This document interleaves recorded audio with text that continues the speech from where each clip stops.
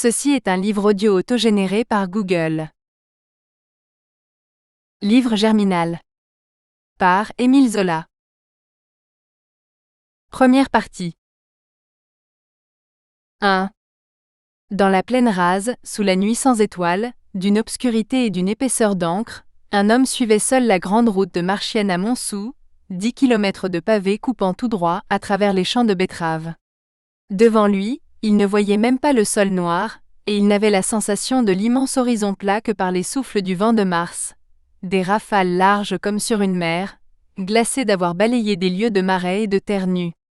Aucune ombre d'arbre ne tachait le ciel, le pavé se déroulait avec la rectitude d'une jetée, au milieu de l'embrun aveuglant des ténèbres. L'homme était parti de Marchiennes vers 2 heures. Il marchait d'un pas allongé, grelottant sous le coton aminci de sa veste et de son pantalon de velours. Un petit paquet noué dans un mouchoir à carreaux le gênait beaucoup, et il le serrait contre ses flancs, tantôt d'un coude, tantôt de l'autre, pour glisser au fond de ses poches les 2 mains à la fois, des mains gourdes que les lanières du vent d'Est faisaient saigner. Une seule idée occupait sa tête vide d'ouvrier sans travail et sans gîte, l'espoir que le froid serait moins vif après le lever du jour. Depuis 1 heure, il avançait ainsi, lorsque sur la gauche, à 2 kilomètres de Montsou, il aperçut des feux rouges, 3 brasiers brûlant au plein air et comme suspendus. D'abord il hésita, pris de crainte, puis il ne put résister au besoin douloureux de se chauffer un instant les mains. Un chemin creux s'enfonçait. Tout disparut. L'homme avait à droite une palissade, quelques murs de grosses planches fermant une voie ferrée, tandis qu'un talus d'herbe s'élevait à gauche, surmonté de pignons confus, d'une vision de village aux toitures basses et uniformes. Il fit environ 200 pas. Brusquement, à un coude du chemin, les feux reparurent près de lui, sans qu'il comprît davantage comment ils brûlaient si haut dans le ciel mort, pareil à des lunes fumeuses. Mais au ras du sol, un autre spectacle venait de l'arrêter. C'était une masse lourde, un tas écrasé de construction, d'où se dressait la silhouette d'une cheminée d'usine. De rares lueurs sortaient des fenêtres encrassées. 5 ou 6 lanternes tristes étaient pendues dehors, à des charpentes dont les bois noircis alignaient vaguement des profils de tréteaux gigantesques. Et de cette apparition fantastique, noyée de nuit et de fumée, une seule voix montait, la respiration grosse et longue d'un échappement de vapeur, qu'on ne voyait point. Alors l'homme reconnut une fosse. Il fut repris de honte, à quoi bon? Il n'y aurait pas de travail. Au lieu de se diriger vers les bâtiments, il se risqua enfin à gravir le terri sur lequel brûlaient les 3 feux de houille, dans des corbeilles de fonte, pour éclairer et réchauffer la besogne. Les ouvriers de la coupe à terre avaient dû travailler tard, on sortait encore les débris inutiles. Maintenant, il entendait les moulineurs pousser les trains sur les tréteaux. Il distinguait des ombres vivantes culbutant les berlines, près de chaque feu. « Bonjour », dit-il en s'approchant d'une des corbeilles. Tournant le dos au brasier, le charretier était debout, un vieillard vêtu d'un tricot de laine violette, coiffé d'une casquette en poil de lapin, pendant que son cheval, un gros cheval jaune, attendait dans une immobilité de pierre, qu'on eût vidé les 6 berlines montées par lui. Le manœuvre employé au culbuteur, un gaillard roux et efflanqué, ne se pressait guère, pesait sur le levier d'une main endormie. Et là-haut, le vent redoublait une bise glaciale, dont les grandes haleines régulières passaient comme des coups de faux. « Bonjour », répondit le vieux. Un silence se fit. L'homme, qui se sentait regarder d'un œil méfiant, dit son nom tout de suite. « Je me nomme Étienne Lantier, je suis machineur. Il n'y a pas de travail ici ?» Les flammes l'éclairaient, il devait avoir 21 ans, très brun, joli homme, l'air fort malgré ses membres menus. Rassuré, le charretier hochait la tête. « Du travail pour un machineur, non, non. Il s'en est encore présenté 2 hier. Il n'y a rien. » Une rafale leur coupa la parole. Puis Étienne demanda, en montrant le tas sombre des constructions, au pied du terri. « C'est une fosse, n'est-ce pas ?» Le vieux cette fois ne put répondre. Un violent accès de toux l'étranglait. Enfin il cracha, et son crachat sur le sol empourpré laissa une tache noire. « Oui, une fosse, le voreux. Tenez, le coron est tout près. » À son tour, de son bras tendu, il désignait dans la nuit le village dont le jeune homme avait deviné les toitures. Mais les 6 berlines étaient vides, il les suivit sans un claquement de fouet, les jambes raidies par des rhumatismes. tandis que le gros cheval jaune repartait tout seul, tirait pesamment entre les rails, sous une nouvelle bourrasque qui lui hérissait le poil. Le Voreux, à présent, sortait du rêve. Étienne, qui s'oubliait devant le brasier à chauffer ses pauvres mains saignantes, regardait, retrouvait chaque partie de la fosse, le hangar goudronné du criblage, le beffroi du puits, la vaste chambre de la machine d'extraction, la tourelle carrée de la pompe d'épuisement. Cette fosse, tassée au fond d'un creux, avec ses constructions trapues de briques, dressant sa cheminée comme une corne menaçante, lui semblait avoir un air mauvais de bête goulue, accroupie là pour manger le monde. Tout en l'examinant, il songeait à lui, à son existence de vagabond, depuis 8 jours qu'il cherchait une place. Il se revoyait dans son atelier du chemin de fer, giflant son chef, chassé de l'île, chassé de partout. Le samedi, il était arrivé à Marchiennes, où l'on disait qu'il y avait du travail aux forges, et rien, ni aux forges, ni chez Sonneville. Il avait dû passer le dimanche caché sous les bois d'un chantier de charronnage, dont le surveillant venait de l'expulser, à 2 heures de la nuit. Rien, plus un sou, pas même une croûte. Qu'allait-il faire ainsi par les chemins, sans but, ne sachant seulement où s'abriter contre la bise? Oui, c'était bien une fosse. Les rares lanternes éclairaient le carreau. Une porte brusquement ouverte lui avait permis d'entrevoir les foyers des générateurs, dans une clarté vive. Il s'expliquait jusqu'à l'échappement de la pompe, cette respiration grosse et longue, soufflant sans relâche, qui était comme l'haleine engorgée du monstre. Le manœuvre du culbuteur, gonflant le dos, n'avait pas même levé les yeux sur Étienne, et celui-ci allait ramasser son petit paquet tombé à terre, lorsqu'un accès de toux annonça le retour du charretier. Lentement, on le vit sortir de l'ombre, suivi du cheval jaune qui montait 6 nouvelles berlines pleines. « Il y a des fabriques à Montsou ?» demanda le jeune homme. Le vieux cracha noir, puis répondit dans le vent. « Oh, ce ne sont pas les fabriques qui manquent. Fallait voir ça, il y a 3 ou 4 ans. Tout ronflait, on ne pouvait trouver des hommes, jamais on n'avait tant gagné. Et voilà qu'on se remet à se serrer le ventre. Une vraie pitié dans le pays, on renvoie le monde, les ateliers ferment les uns après les autres. Ce n'est peut-être pas la faute de l'empereur, mais pourquoi va-t-il se battre en Amérique? Sans compter que les bêtes meurent du choléra, comme les gens. » Alors, en courte phrase, la laine coupée, tous deux continuèrent à se plaindre. Étienne racontait ses courses inutiles depuis 1 semaine. Il fallait donc crever de faim. Bientôt les routes seraient pleines de mendiants. Oui, disait le vieillard, ça finirait par mal tourner, car il n'était pas Dieu permis de jeter tant de chrétiens à la rue. On n'a pas de la viande tous les jours. Encore si l'on avait du pain. C'est vrai, si l'on avait du pain seulement. Leur voix se perdait, des bourrasques emportaient les mots dans un hurlement mélancolique. Tenez, reprit très haut le charretier en se tournant vers le midi, Montsou est là. Et de sa main tendue de nouveau, il désigna dans les ténèbres des points invisibles, à mesure qu'il les nommait. Là-bas, à Montsou, la sucrerie Fauvel marchait encore, mais la sucrerie Othon venait de réduire son personnel. Il n'y avait guère que la minoterie du Tilleul et la corderie Bleuze pour les câbles de mine, qui tinssent le coup. Puis, d'un geste large, il indiqua au nord, toute une moitié de l'horizon. Les ateliers de construction Sonneville n'avaient pas reçu les 2 tiers de leurs commandes habituelles. Sur les 3 hauts fourneaux des forges de Marchiennes, 2 seulement étaient allumés. Enfin, à la verrerie Gagebois, une grève menaçait, car on parlait d'une réduction de salaire. Je sais, répétait le jeune homme à chaque indication. J'en viens. Nous autres, ça va jusqu'à présent, ajouta le charretier. Les fosses ont pourtant diminué leur extraction. Et regardez en face, à la Victoire, il n'y a aussi que 2 batteries de four à coke qui flambent. Il cracha, il repartit derrière son cheval somnolent, après l'avoir attelé aux berlines vides. Maintenant, Étienne dominait le pays entier. Les ténèbres demeuraient profondes, mais la main du vieillard les avait comme emplies de grande misère, que le jeune homme, inconsciemment, sentait à cette heure autour de lui, partout, dans l'étendue sans bornes. N'était-ce pas un cri de famine que roulait le vent de mars, au travers de cette campagne nue? Les rafales s'étaient enragées, elles semblaient apporter la mort du travail, une disette qui tuerait beaucoup d'hommes. Et les yeux errants, il s'efforçait de percer les ombres, tourmenté du désir et de la peur de voir. Tout s'anéantissait au fond de l'inconnu des nuits obscures.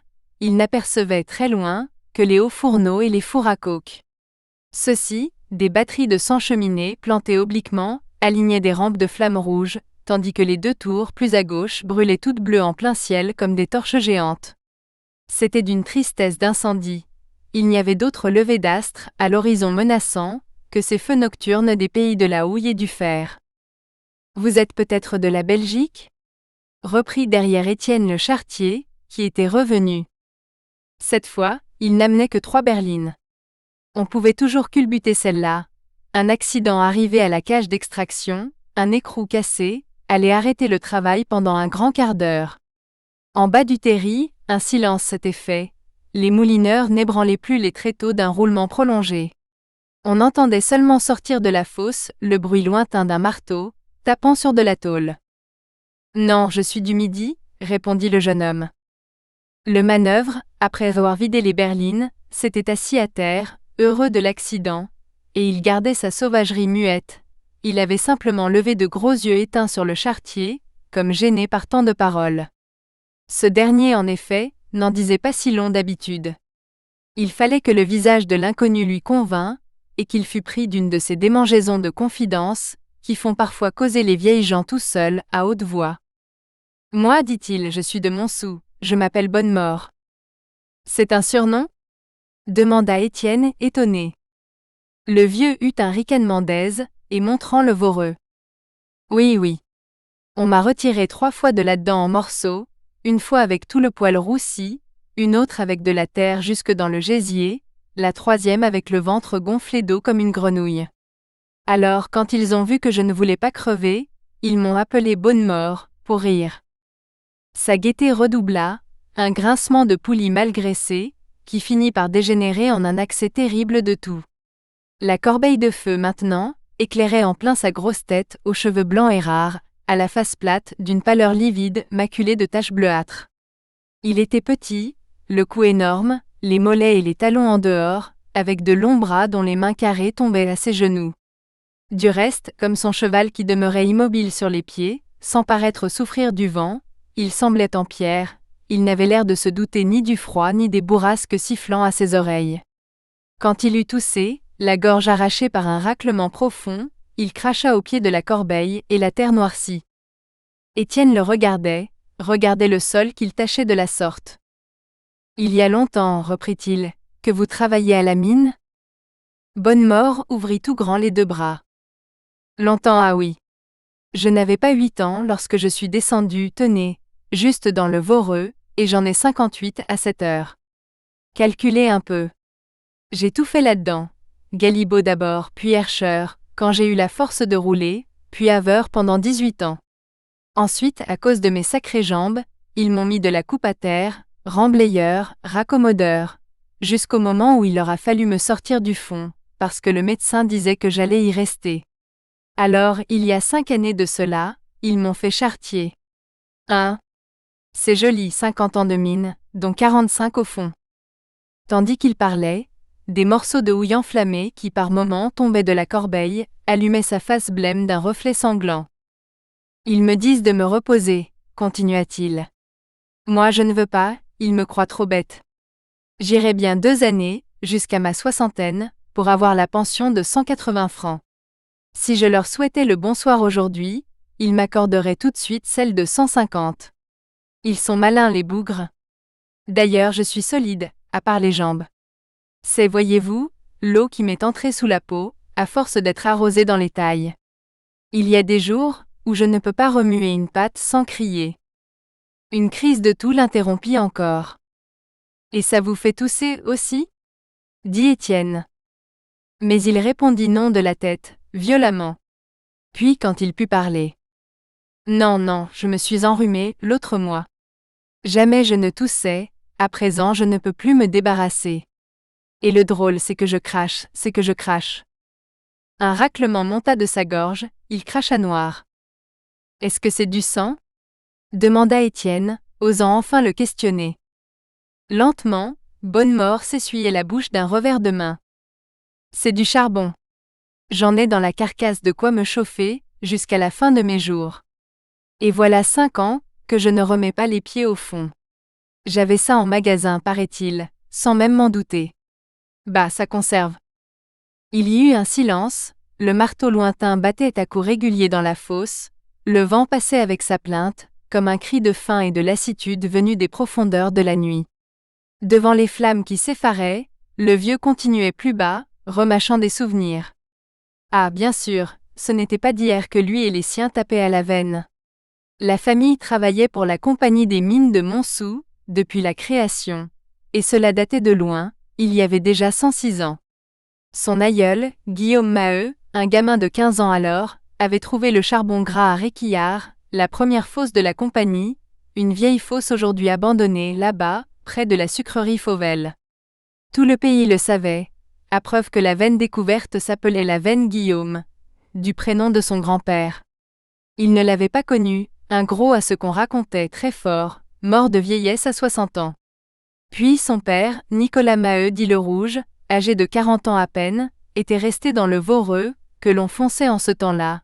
Un éboulement, un aplatissement complet, le sang bu et les eaux avalées par les roches. 2 de ses oncles et ses 3 frères, plus tard, y avaient aussi laissé leur peau. Lui, Vincent Maheu, qui en était sorti à peu près entier, les jambes mal d'aplomb seulement, passait pour un malin. Quoi faire d'ailleurs? Il fallait travailler. On faisait ça de père en fils, comme on aurait fait autre chose. Son fils Toussaint Maheu, y crevait maintenant, et ses petits-fils, et tout son monde qui logeait en face, dans le coron. 106 ans d'abattage, les mioches après les vieux, pour le même patron, hein? Beaucoup de bourgeois n'auraient pas su dire si bien leur histoire. Encore lorsqu'on mange, murmura de nouveau Étienne. C'est ce que je dis, tant qu'on a du pain à manger, on peut vivre. Bonnemort se tut, les yeux tournés vers le coron, où des lueurs s'allumaient une à une. 4 heures sonnaient au clocher de Montsou, le froid devenait plus vif. Et elle est riche, votre compagnie? Reprit Étienne.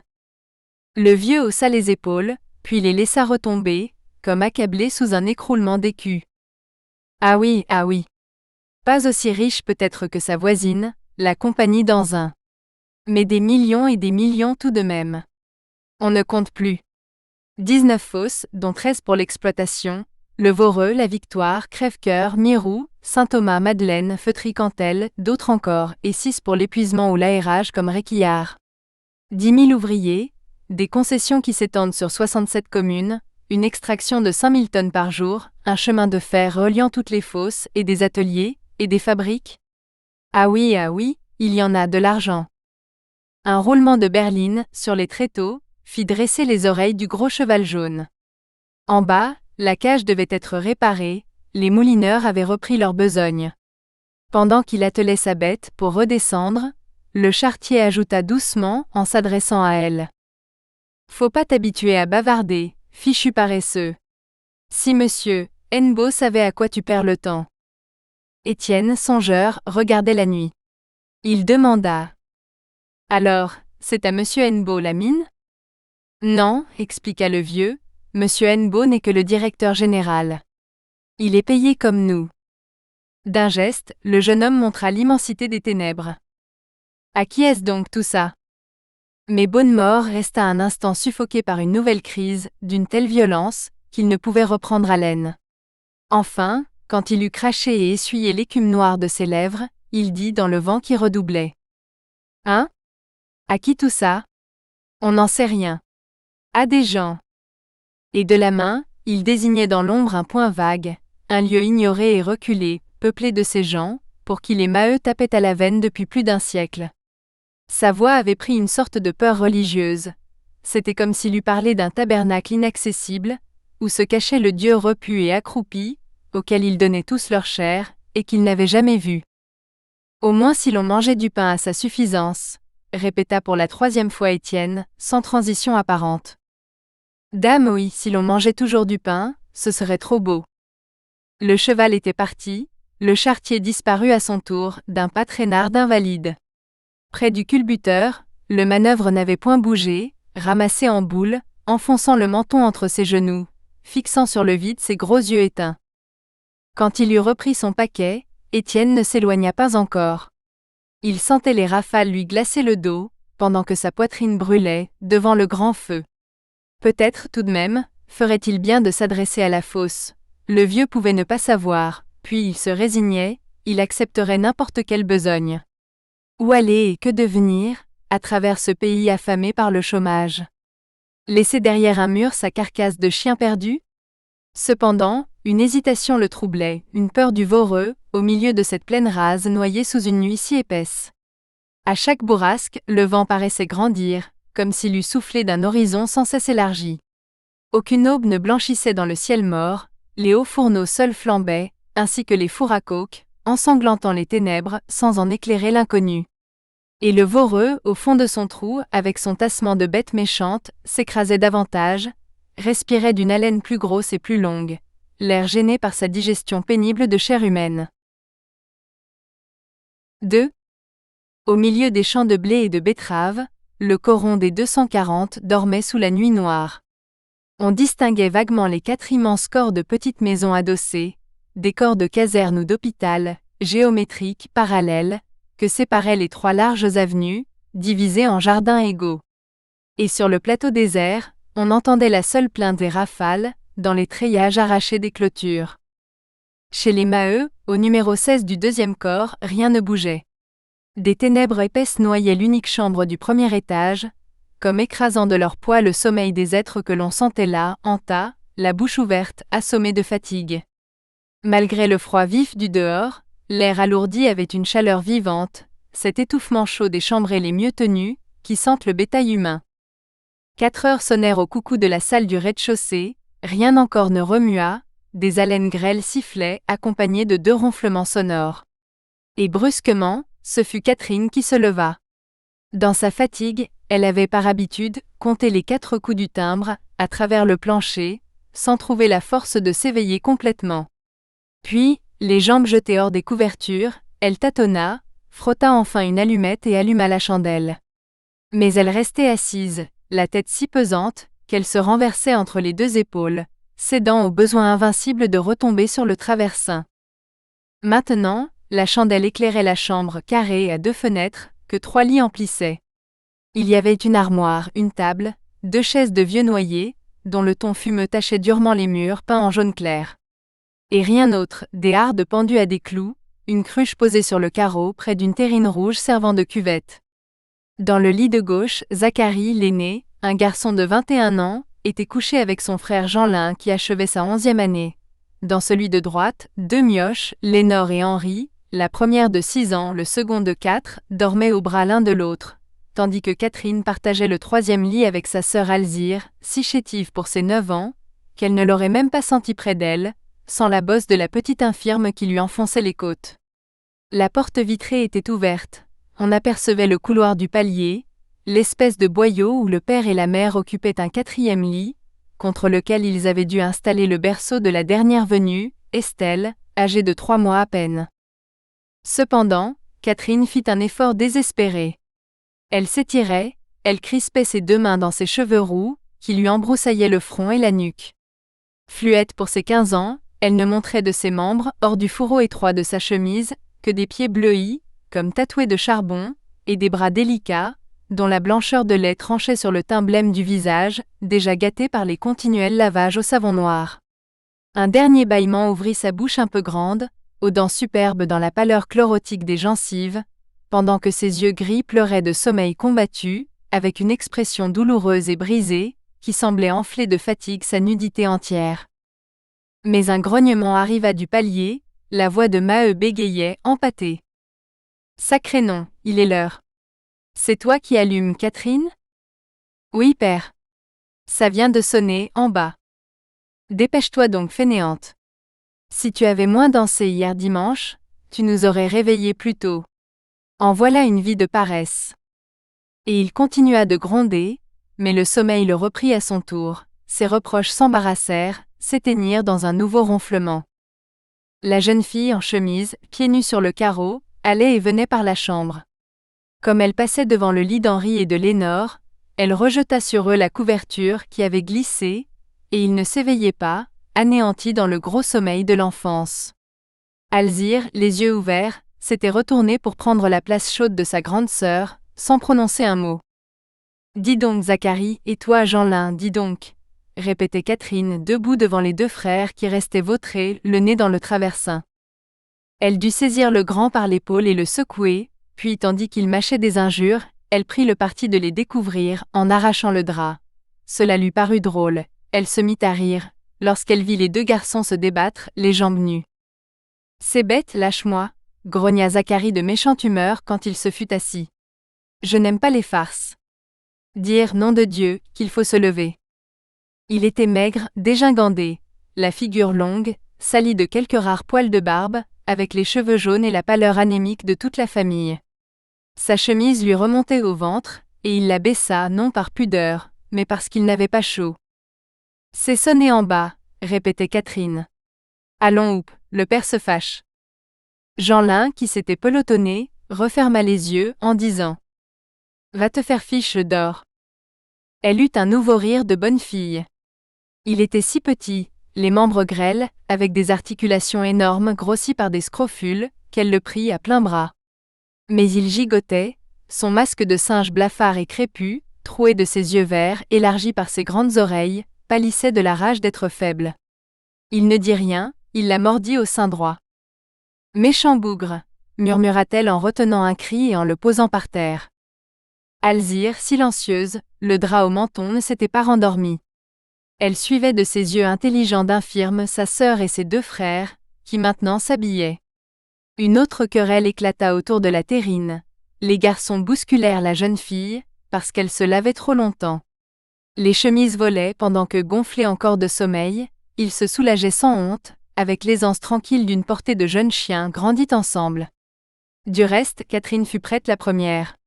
Elle enfila sa culotte de mineur, passa la veste de toile, noua le béguin bleu autour de son chignon, et dans ses vêtements propres du lundi, elle avait l'air d'un petit homme, rien ne lui restait de son sexe, que le dandinement léger des hanches.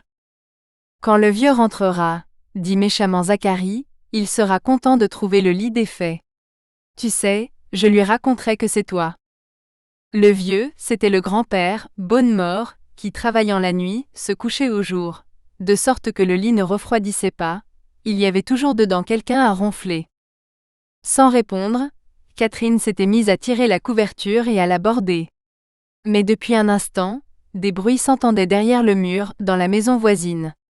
Ces constructions de briques, installées économiquement par la compagnie, étaient si minces que les moindres souffles les traversaient. On vivait coude à coude d'un bout à l'autre, et rien de la vie intime n'y restait caché, même aux gamins. Un pas lourd avait ébranlé un escalier, puis il y eut comme une chute molle, suivie d'un soupir d'aise. « Bon, dit Catherine, Levaque descend, et voilà Bouteloup qui va retrouver la Levaque. » Jeanlin ricana, les yeux d'Alzire eux-mêmes brillèrent.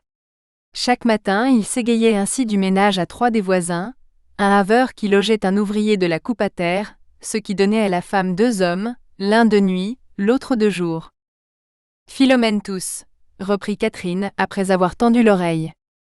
Elle parlait de l'aînée des Levaque, une grande fille de 19 ans, la maîtresse de Zacharie, dont elle avait deux enfants déjà, si délicate de poitrine d'ailleurs qu'elle était cribleuse à la fosse, n'ayant jamais pu travailler au fond. « Ah oui. Philomène, répondit Zacharie, elle s'en moque, elle dort. C'est cochon de dormir jusqu'à 6 heures. » Il passait sa culotte, lorsqu'il ouvrit une fenêtre, préoccupé d'une idée brusque. Au dehors, dans les ténèbres, le coron s'éveillait, des lumières pointaient une à une entre les lames des persiennes. Et ce fut encore une dispute. Il se penchait pour guetter s'il ne verrait pas sortir de chez les Pierron en face, le maître porion du Voreux, qu'on accusait de coucher avec la Pierronne, tandis que sa sœur lui criait que le mari avait depuis la veille pris son service de jour à l'accrochage, et que bien sûr Dansaert n'avait pu coucher cette nuit-là. L'air entrait par bouffées glaciales, tous deux s'emportaient, en soutenant chacun l'exactitude de ses renseignements, lorsque des cris et des larmes éclatèrent. C'était dans son berceau, Estelle, que le froid contrariait. Du coup, Maheu se réveilla. Qu'avait-il donc dans les os? Voilà qu'il se rendormait comme un propre à rien. Et il jurait si fort, que les enfants à côté ne soufflaient plus. Zacharie et Jeanlin achevèrent de se laver, avec une lenteur déjà lasse. Alzire, les yeux grands ouverts, regardait toujours. Les deux mioches, Lénore et Henri, au bras l'un de l'autre, n'avaient pas remué, respirant du même petit souffle malgré le vacarme. « Catherine, donne-moi la chandelle » cria Maheu. Elle finissait de boutonner sa veste, Elle porta la chandelle dans le cabinet, laissant ses frères chercher leurs vêtements, au peu de clarté qui venait de la porte. Son père sautait du... Nous espérons que vous avez apprécié cet aperçu. Pour continuer à écouter ce livre audio sur Google Play Livres, utilisez le lien dans la description de la vidéo.